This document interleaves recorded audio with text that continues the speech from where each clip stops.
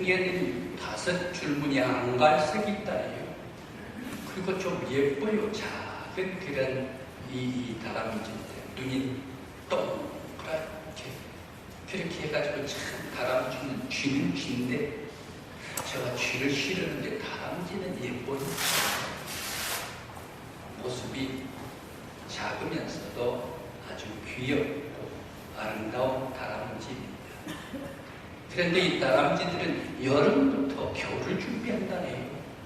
그래 여름에 여러 많은 귀한 곡식이라든지 아니면 열매라든지 이런 것을 자기 집을 짓고 부지런히 먹으면서 실어 나릅니다.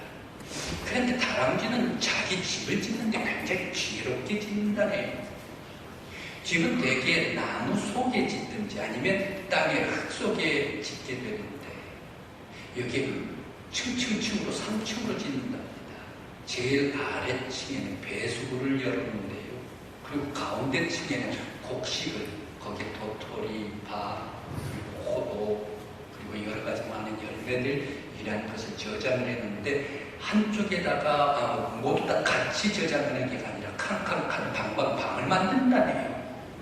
그래서 거기에 곡식을 저장합니다. 그리고 제일 위층에는 침실인데요.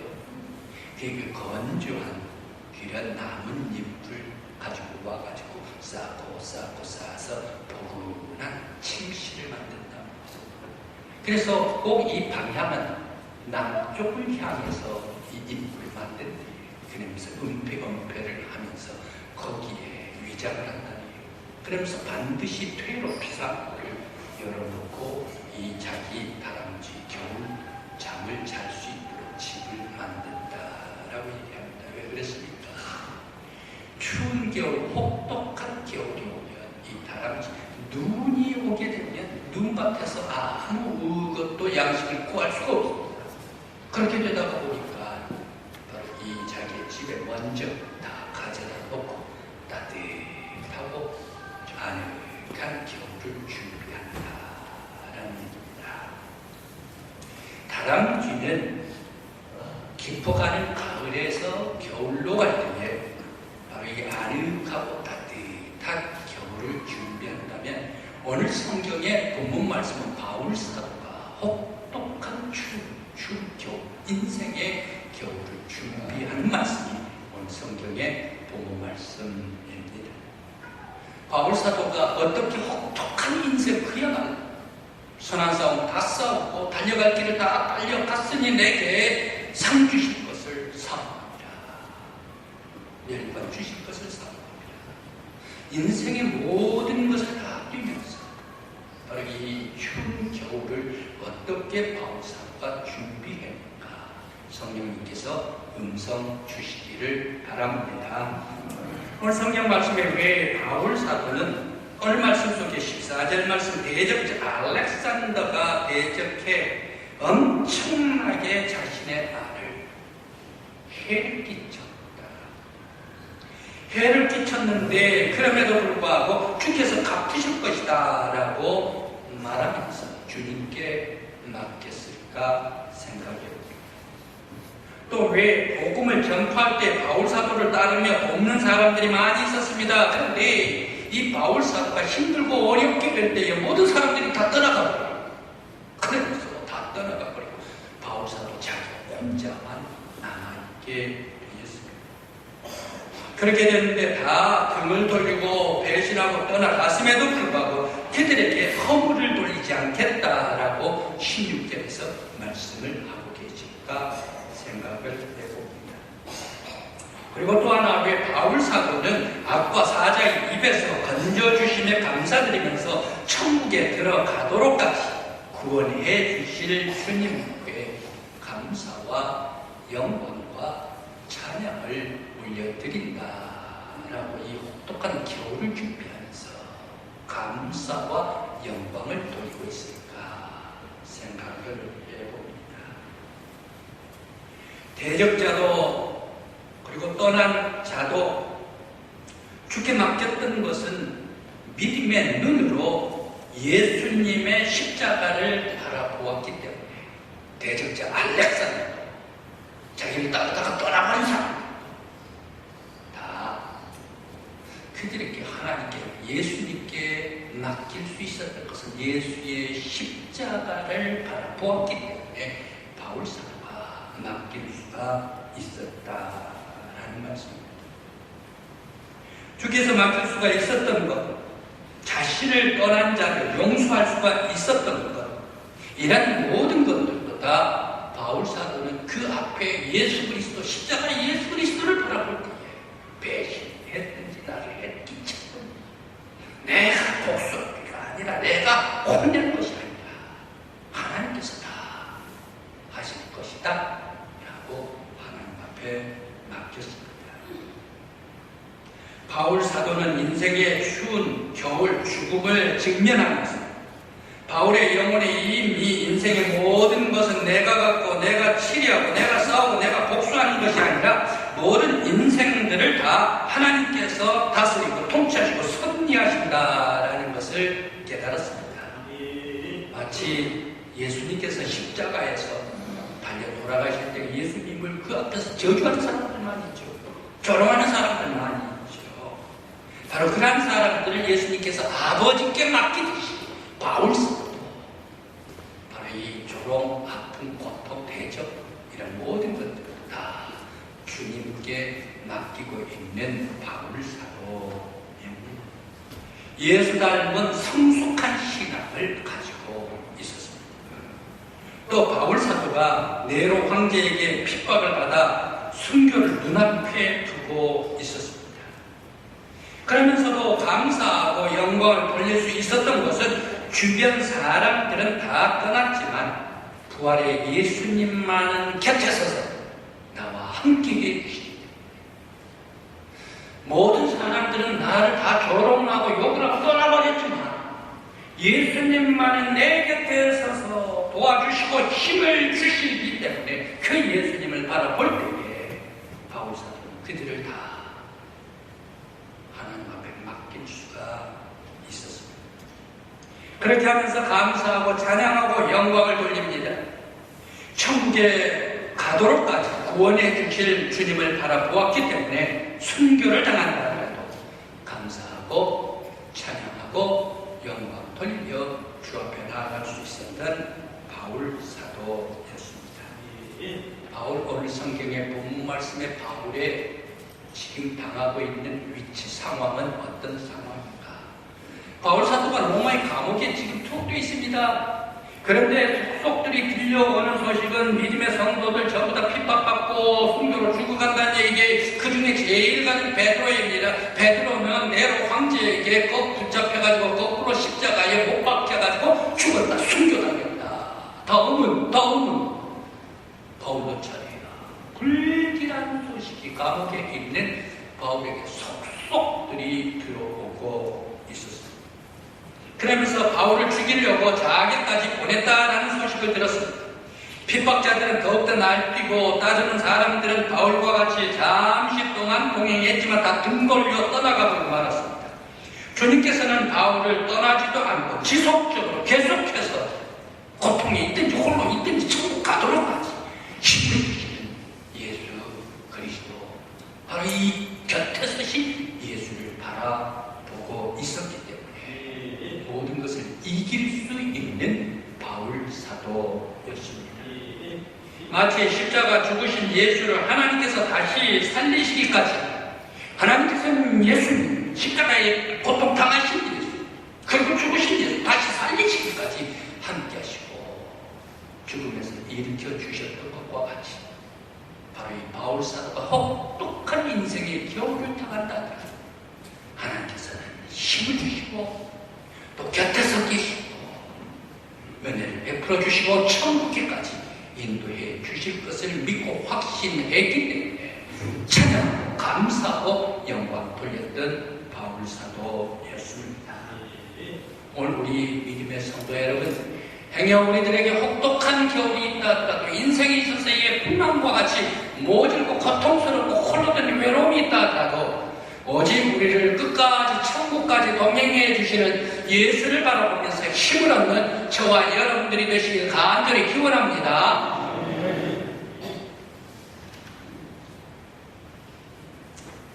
스데반, 그가 순교당할 때 바리새인들, 사두개인들, 성전 지도자들에게 빗발치는 돌로 스데반을 치고 있었습니다. 머리가 깨집니다. 젊은 사람, 피가 날 때 그냥 흐르고 맙니까? 피가 날 때 점술에 맞을 때 손끝이 가지고 빗발이 섰을 것 아닙니까? 그럼 깨진 스데반, 하나님의 보좌 우편에서 예수님께서 그 모습을 보고 스데반을 바라보면서 벌떡 자리에서 일어섰던 예수님이셨습니다. 그를 영접해 주셨습니다.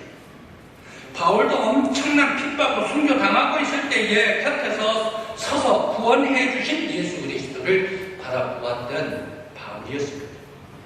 우리 성도들도 홀로가 아닙니다. 우리들이 지칠 때도 있고 힘들 때도 있고 위기가 올 때도 있고 아플 때도 있고 병들 때도 있고 홀로 될 때도 있고 외로울 때가 있습니다. 바로 그때 주님께서 내 곁에 계신 줄 믿습니다. 여러분을 찾아와 주실 줄 믿습니다. 뿐만 아니라 천국에 가도록까지. 많은 사람들은 잠시 한 번만 동행해 다 떠나가버리는데 예수님께서는 천국에 가도록까지 우리를 동행해 주시고 구원해 주실 줄 믿습니다. 예수님 앞에 감사와 영광 돌리는 우리 성도들 되시기를 간절히 기원합니다. 베드로, 예수님 앞에 종교적으로 자랑할 것이 있어서 나왔던 모양입니다.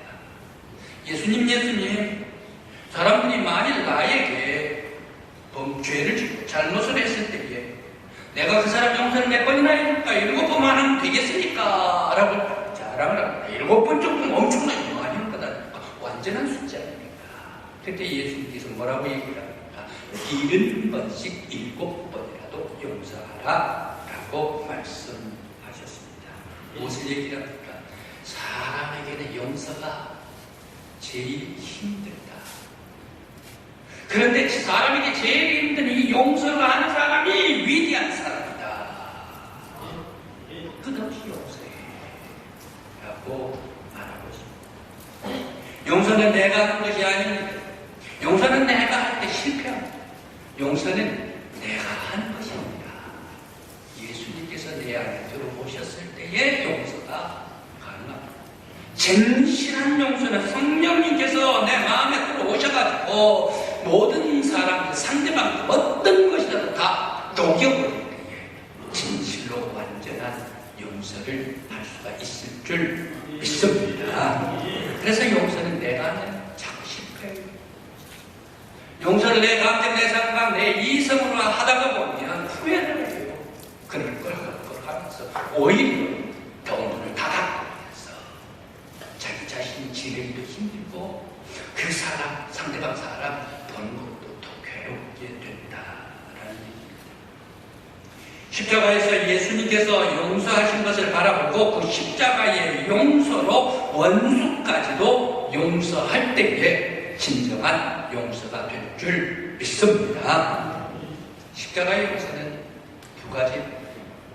내가 죄 지은 것, 지난날에 죄 지었던 이 모든 것들을 다 예수님께서 십자가의 피로 깨끗이 씻어주시고 녹여주십니다. 그런데 또 하나, 예수님은 십자가 위에 계실 때에 대적자들이 조롱을 합니다. 욕을 합니다. 저주를 퍼붓습니다. 그런 사람은 용서가 됩니다. 또 십자가에 달려 계실 때에 십자가에 달리면서 바로 이 대적자들이 어떻게 합니까? 가시관을 그대로 살짝 씌워주는 게 아니라 푹 씌워주는 거 하지 않습니까? 그러면 얼마나 따가워요? 찢어져요, 머리가. 십자가에 달려 계실 때에 또 운명들은 창으로 찔러가지고 돌려버리지 않습니까? 온몸 피부를, 창자를 아주 휘집어버리는 게가 바로 그런 사람입니다. 이 십자가에 달려 돌아가실 때 그와 같이 모질게 대하는 그런 사람들을 조롱하고 저주한 사람들도 용서할 수가 있을까? 그때 예수님께서는 아버지여 저들이 지금 무엇을 하고 있는지 알지를 못합니다. 저들을 용서하소서라고 하나님께 맡기면서 떠나갔습니다.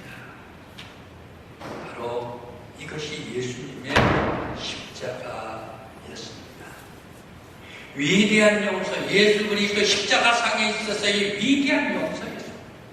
오늘 바울 사도도 이제 떠나가면서, 하나님 앞에 떠나가면서 자기의 살았던 지난날의 모든 대적들, 오늘 말씀에 알렉산더 나를 등 돌리고 떠나간 배신자들까지도 전부 다 남김없이 하나님께 맡기고 용서하면서 떠나가고 있는 바울 사도였습니다.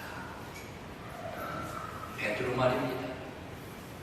베드로에게 예수님께서 천국의 열쇠를 주겠다라고 마태복음 16장 17절 18절에서 말씀 주십니다. 베드로가 천국문의 열쇠를 가졌다라는 얘기는 무슨 얘기를 합니까? 천국에 들어가는 모든 사람들 베드로가 문지기이기 때문에 전부 다 베드로가 영접을 하고 그 안으로 들여보내준 사람이 베드로 아니겠는가. 그때에 우리의 인생이 먼 훗날 다 끝나서 주님께서 인도해 주심으로 천국의 문 앞에 다다라 들어가게 될 때에 베드로가 우리에게 물어보면 어떤 말을 물어볼까? 베드로가 만일 이런 말을 물어본다고 하십시다. 너 여기 천국에 오기 직전까지 너 뭐하고 왔니? 라고 물을 때 우리들은 뭐라고 대답을 하겠습니까? 내가 원수에게 복수를 하기 위해서 일을 가지고 있었어요. 그런데 아직까지 내가 복수를 하지 못하고 왔습니다. 이렇게 말할 거예요. 아니면 용서는 얼어 죽을 용서입니까? 내가 한두 번 그놈에게 당했으니까 세상에 살 때 그놈이 지나가면 죽이고 싶었습니다. 꿈이라도 나타나면 멱살 잡고 감옥에 쳐 보내버리고 싶었습니다. 그런데 내가 그것을 하지를 못하고 여기까지 왔지 않습니까? 라고 베드로 앞에 대답하시겠습니까? 그럼 베드로가 뭐라고 얘기를 하나요? 내 안에는 아직도 예수가 없구나. 내 안에는 아직도 예수의 큰 사랑이 없구나. 라고 하면서 문을 딱 닫아버리면 어떻게 하시겠습니까? 그래서 우리는 천국 가기 전에 반드시 해결해야 할 것이 있는데 바로 그것은 용서하고 떠나야 한다라는 말씀입니다.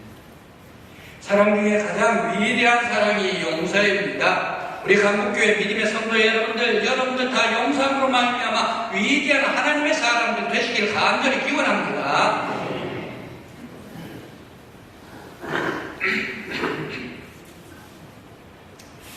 예수가 여러분 곁에, 우리 곁에, 내 곁에 계십니다. 예수님께서 벳세다 들녘에서 오병이어 기적을 행하신 후에 제자들을 배를 태워서 갈릴리 호수로 들어가게 했습니다. 건너편으로 가게 했습니다. 이 갈릴리 호수로 한참 노를 지어 들어가고 있는데 웬걸 이 바람이 엄청나게 불었습니다. 그러면서 풍랑이 났습니다. 배가 아주 넘어질 것 같았습니다. 두려워 무서웠습니다. 정신이 없었습니다. 그런데 예수님께서 이 호수 위로 저벅저벅 걸어오십니다. 유령인가? 더 무서웠습니다. 예수님께서 뭐라고 얘기합니까? 내니 두려워 말라 라고 말씀해 주셨습니다. 오늘 예수님께서 우리 모든 사람들, 제자들도 풍랑에 휩쓸리고 이리저리 두려워할 때에 예수님께서 오셔서 두려워 말라 라고 말씀하십니다. 오늘 여러분들 위해 인생에 있어서 여러 가지 힘들고 어려운 일, 아픈 일, 괴로운 일, 고통스러운 일, 실패도 있었고 외로운 것도 있을 것입니다. 두려움도 있을 것입니다. 그때 주님께서 나니 두려워 말라 라고 여러분들에게 말씀 주신 줄 믿습니다. 그래서 주님께서 여러분들 위해 항상 힘 주시고 곁에서 능력으로 역사해 주시기를 바랍니다. 사람들은 불안하기 때문에 세상 살아가면서 풍랑을 만납니다. 때로는 엄청난 태풍과 같은 것을 만나고 때로는 전염병과 같은 그리고 국가적인 그러한 인류의 재난 코로나와 같은 것도 만나고 이것도 풍랑입니다. 사회적으로 빈곤 그리고 진보와 보수의 갈등도 풍랑입니다. 가정적으로는 실직과 실패 그리고 질병, 이혼 그리고 자녀들의 가족들의 떠남도 있을 것입니다. 그리고 개인적으로 범민도 있고 걱정도 있고 수심도 있고 잠 못 이루는 근심도 풍랑입니다. 풍랑은 꼭 실패한 사람에게만 풍랑이 오는 것도 아니더라고요. 잘 살고 성공한 사람에게도 풍랑이 옵니다. 그래서 풍랑이라는 것은 모든 사람의 예외가 없는 것이 인생 풍파입니다. 그런데 이 모든 인생의 풍랑의 해결자 되신 예수 그리스도께서 여러분의 곁에 오셔서 힘을 주시고 위로해 주시고 함께 서 계시고 우리를 구원해 주시기를 간절히 기원합니다. 결혼 생활은 무엇입니까? 남녀가 만나서 평생 한동안 평생 죽기까지 함께 동행하겠습니다라고 언약을 맺어서 생활하는 것이 결혼 생활입니다.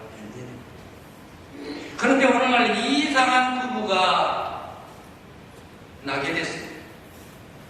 하나님께서는 우리 사람들에게 남자와 여자 양성을 주시고 그들이 만나서 함께 연합하여 그 부모를 따라 둘이 합하여 한 몸을 이룰지니라 라고 말씀을 주셨습니다.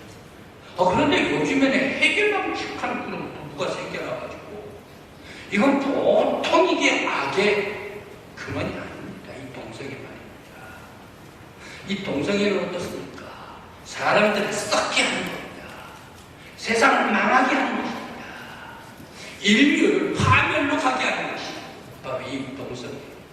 모든 사람들이 남자와 남자끼리 결혼하고 여자와 여자끼리 결혼해버리면 그 후에 어떻게 됩니까? 100년만 지나가 버리면 인류가 따끈따끈하고 말 것입니다.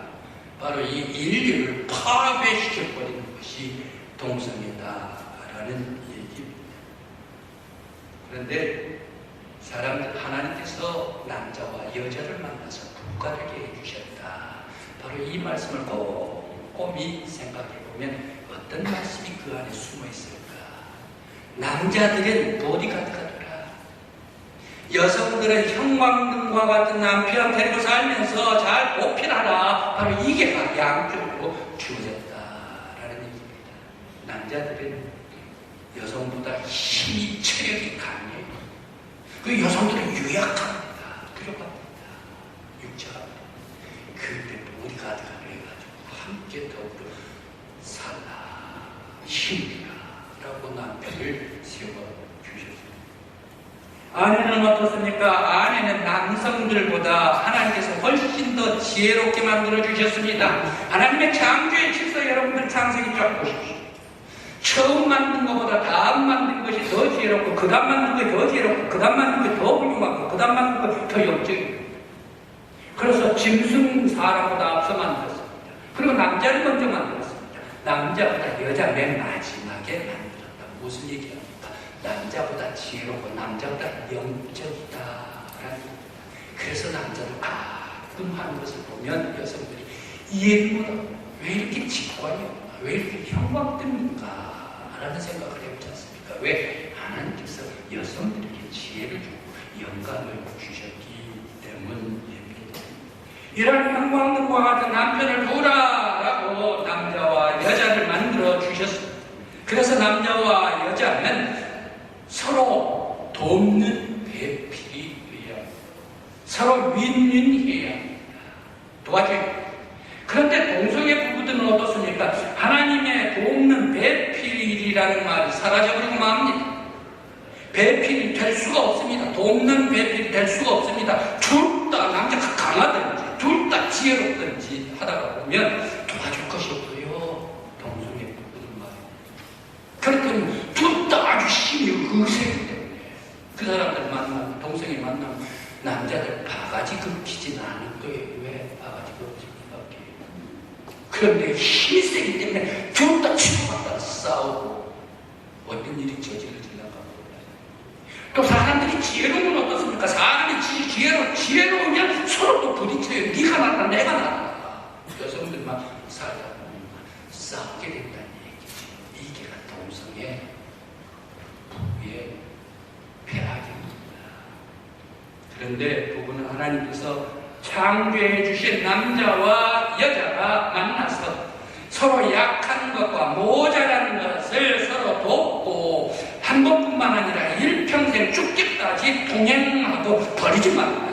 그러면서 한평생 서로 부족한 것을 채우면서 윈윈하라. 바로 이것이 부부 생활입니다. 마찬가지로 신앙생활, 예수 그리스도와 영적인 결혼생활이 신앙생활입니다. 예수를 만나서 한평생 예수님을 따르고 동행하는 것이 신앙생활입니다. 예수를 우연히 만나가지고 옷깃을 스치고 지나가면 한 번만 지나가는 그런 것이 아닙니다. 예수님께서는 우리를 평강을 주시고 위로해 주시고 힘을 주시고 천국에 가도록까지 함께 동행해 주시고 곁에서 힘을 주시는 분이 우리 예수 그리스도이신 줄 믿습니다. 바로 예수가 우리의 신랑이 되시고 우리 모든 믿음의 성도들은 신부가 되는 줄 믿습니다. 바로 이 결혼생활을 한평생 동행이 요구가 됩니다.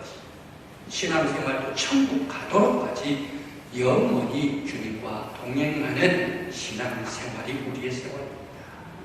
바울사도 다메섹에서 주님을 처음 만났습니다. 처음 만난 후에 오늘 성경에 본문 말씀이 나오기까지 내가 선한 싸움 다 싸고 달려갈 길 다 마쳤으니 내가 의로운 재판장이 내게 면류관 주실 것이라. 나뿐만 아니라 함께 하는 자들에게 도니라.